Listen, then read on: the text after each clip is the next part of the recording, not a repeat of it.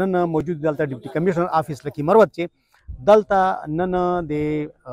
پاکستان آرمی په تحویل چې کوم 22 قیدیان ولله اب نن ورساو ته حواله کیږي او دو سره موږ خبرې کو چې دو الته دوران حراست چرنګ وخت تیر کړو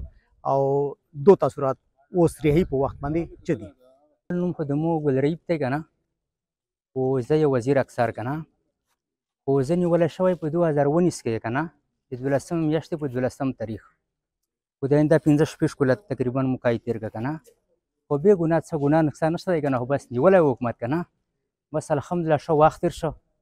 بیا سکول ته لوړ سکول کې مې تربیات وشو بیا الحمدلله دی چې راغلي کنه ښه په خیر سره وخت تیر شه کنه او مې زړه غواړي چې دا نور خلک هم داسې روزي کنه د تربیات یې وشي د دې ملک سره چې کوم دی کنه ملګري خپلګرات وکړي کنه او نور خو زه څه ووایه کنه چې کوم دی خو وخت الحمدلله ښه تیر شه کنه نه نشته ظلم ماشاءالله ښه وخت تیر شه کنه هېڅ ظلم نشته دی کنه ځکه چې انسان خامخا چې خالي نوس پې بیا هم سړی غاشي کنه نور ظلم ولم نشته دی کنه انشاءالله الحمدلله ښه وخت تیر شه کنه بس خو زه نیولی او کنه موږ خو دښمنۍ دي د کلي خپلې کنه خو بس چې ودینسي خو خامخا دې ته یم چې دهشتګارې یا څه شی ودم دا چوي کنه خو زه یې نیولی خپلې دښمنۍ په وجه کنه چې موږ دښمنۍ در څلوېښت زیات دښمنۍ دي کنه د دې په وجه باندې بادشاه په مشارکت کړی وي کنه یعنې په دغه 2004 کې زه په دې پاکستان کې وخت تېري مې کړې دو کنه خو یعنې په 2019 کې ونیول شو کنه خو نره بیا الحمدلله ښه وخت تېر شه قاید کې خو ډېر خلک دي کنه سر خو دا پته خو ده لګي کنه چې ودره څومره دي سرګي څوک دی کنه اصلي معلومات یې دا نه کېږي کنه خو خلک ډېر وي کنه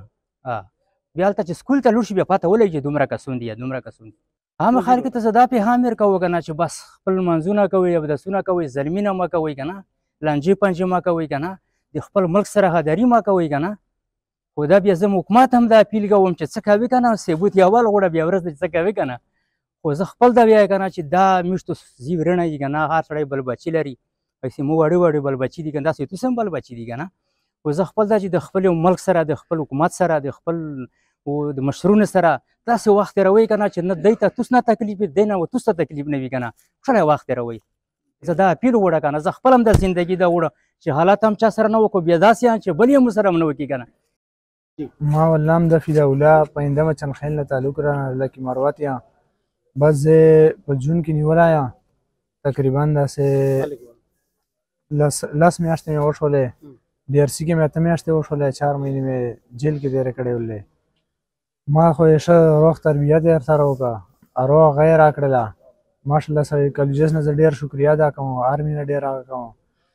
چې موږ نه بې ګناه کسان وړي دي واپس جیل د ډي آر سی نه یوړل 8 کسان المروات ولله بې ګناه یې وړل زه یې درخواست کوم چې واپس هغه ته راوړي ډي آر سی ته موږ خو بیا 12 دین چھٹی بیا راکوله 45 دینه بعد او 12000 تنخواه بیا راکوله نه موږ سره ماشاءالله ښه سهولیات او ښه آزاد به ګرځېدلو خو یو دا چې موبایل ویل ته نه پرېږده او نور بیا هر څه سهولیات راکول ښه په ټیم باندې روټۍ هر څه بیا راکوله ناشته بیا راکوله نور تربیت یې ښه راکړی و کلاسونه هنر یې را زده کو ټیلر والو موبایل والو انجن والو نور داسې وغیره نور هنر را زده کو هلته ښه تربیت یې ماشاءالله راکړه